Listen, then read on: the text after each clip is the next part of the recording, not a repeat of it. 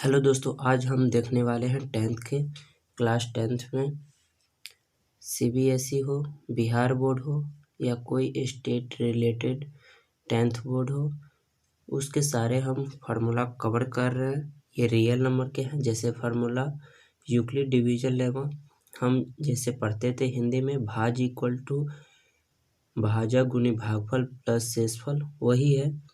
A equal to B Q plus R where zero less than equal R less than B.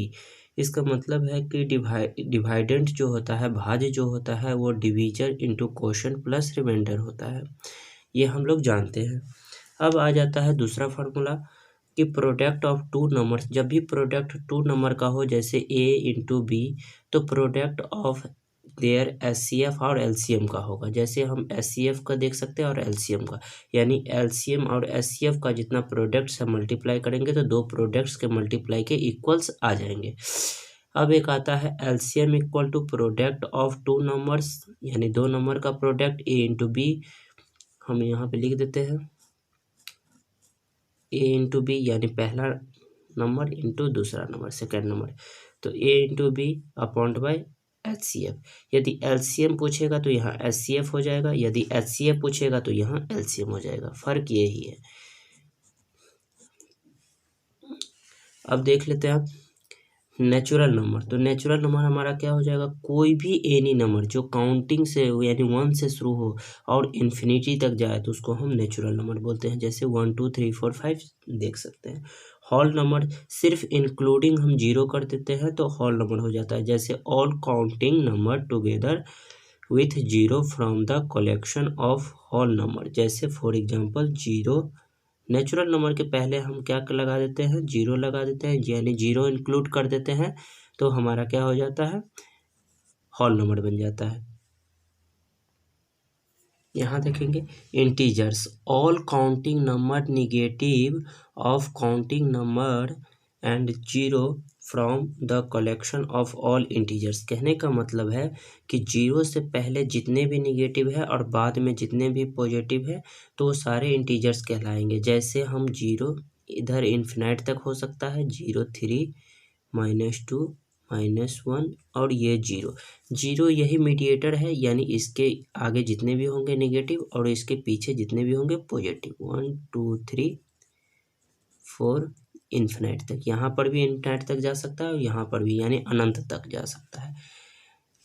जैसे हम देख सकते हैं the number of the, ये हमारा हो जाएगा कौन सा, रेशनल नंबर।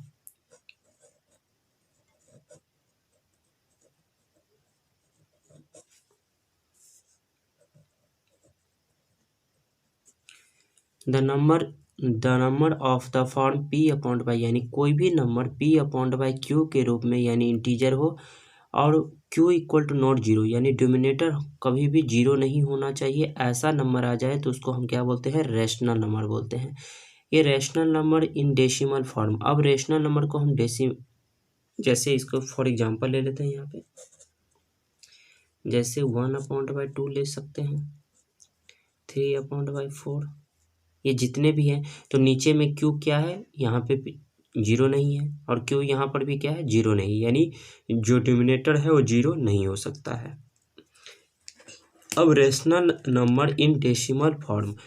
तो every rational number when express in decimal form is expressible either in terminating or non terminating repeating decimal. कहने का मतलब है कि रिपीटिंग का वर्ड यूज किया है, तो जब भी रिपीटिंग हो तो हमारा क्या हो जाएगा, यानी सेम डेसिमल रिपीटिंग में हो तो हमारा टर्मिनेटिंग हो जाता है, और रिपीटिंग नहीं हो सेम नंबर तो हमारा क्या होता है, नॉन टर्मिनेटिंग में हो जाता है। जैसे फॉर एग्जांपल ले लेते हैं कि हमारा क्या हो जाएगा,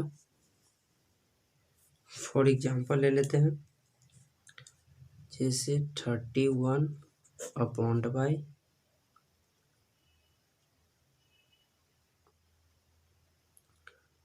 2 का पावर 2 इंटू 5 का पावर 2, ऐसा आ जाए तो ये हमारा क्या हो जाएगा, टर्मिनेटिंग हो जाएगा। क्यों हो जाएगा, क्योंकि हम इसको जब सॉल्व करेंगे तो क्या बन जाएगा हमारा 31, और इसको सॉल्व करेंगे तो हमारा क्या हो जाएगा 2 का पावर 4 और इसका पावर 25, यानी 5 का पावर 2 है तो 5 को 2 बार मल्टीप्लाई 25।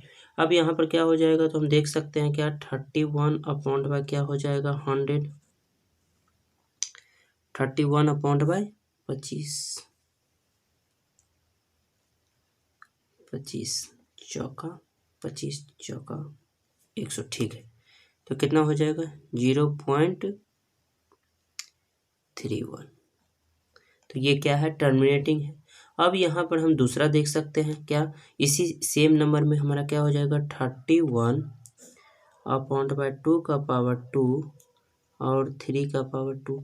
तो ये नहीं होगा, क्यों नहीं होगा, क्योंकि 2 का मल्टीप्लाई हम करेंगे क्या 31 और 2 को मल्टीप्लाई करेंगे 2 बार तो 4 हो जाएगा, 3 को मल्टीप्लाई करेंगे 2 बार तो 9।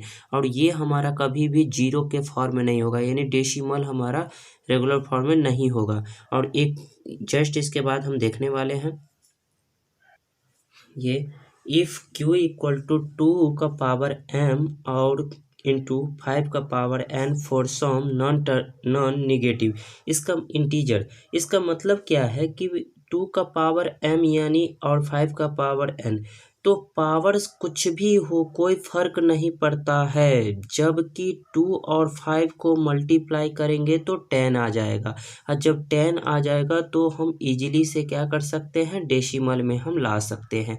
यही मेन इसका रीज़न है कि 2 और 5 के पावर जो भी हो कोई फ़र्क नहीं पड़ता है, ऐसा आ जाता है तो टर्मिनेटिंग डेसिमल जिसको हम रेशनल नंबर में बोलेंगे। और q not equal to 2 the power m और 5, यानी ये दोनों में कुछ भी हो जाए 3 आ जाए 3 आ जाए 5 आ जाए 7 आ जाए, ऐसा नंबर आ जाए तो हमारा नॉन टर्मिनेटिंग बन जाता है। जैसे p upon by q is a non terminating repeating decimal, ठीक है। अब यहाँ पर हम देख सकते हैं जैसे वहाँ पे आ गया, जैसे यहाँ पर मैंने अभी बताया था 31 2 का पावर 2 यहाँ पे, तो 2 का पावर m और 5 का पावर n, यानी इस फॉर्म में हमको दिख जाए, यानी m और n कुछ भी पावर रहे कोई फर्क नहीं पड़ता है, बस 2 और 5 हमारा बेस होना चाहिए। यहाँ पे बेस हमारा क्या है 2 और 5 के अलावा हमारा क्या आ गया 3 आ गया, इसीलिए ये हमारा क्या हो गया नॉन टर्मिनेटिंग हो गया। और ये हमारा क्या है 2 और 5 में है तो इसीलिए हमारा क्या होता है टर्मिनेटिंग में हो गया। अब आ जाते हैं क्या irrational number. Irrational number the number which when express in decimal form are expressive as non terminating and non repeating decimal are know as irrational number. कहने का मतलब है वैसा नंबर हो जो क्या हो कि रिपीटिंग नहीं हो। जैसे मान लो √2 का निकालेंगे तो √2 का हम लोग को पता है कि 1.41 होता है, 3 का पता है हमको 1.7 होता है। ऐसे ही तो ये हमारे जितने भी रूट में हमारे ऑड नंबर दिख रहे हैं सारे हमारा क्या हो जाएंगे इरेशनल नंबर हो जाएंगे, जिसको हम नॉन टर्मिनेटिंग भी बोलते हैं। अब रेशनल नंबर क्या होता है ये सारे नोट है। रेशनल नंबर जब भी रेशनल नंबर को हम टर्मिनेटिंग भी समझ सकते हैं, इरेशनल नंबर को हम नॉन टर्मिनेटिंग भी समझ सकते हैं। नोट पाई जब भी होगा वो क्या होगा इरेशनल नंबर होगा, और पाई का वैल्यू यानी 22/7 जब भी होगा तो रेशनल नंबर होगा। अब यहाँ पर हम एक नोट करके लिख दिए हैं, ये भी पॉइंट ही है हमारा। रिपीटिंग डेसिमल को इज रेशनल नंबर, जब भी रिपीटिंग डेसिमल हो जाए तो उसको हम रेशनल नंबर समझ सकते हैं, और नॉन रिपीटिंग डेसिमल हो तो हम इरेशनल नंबर समझते हैं, जिसको हम हिंदी में शांत और अशांत पढ़ते हैं।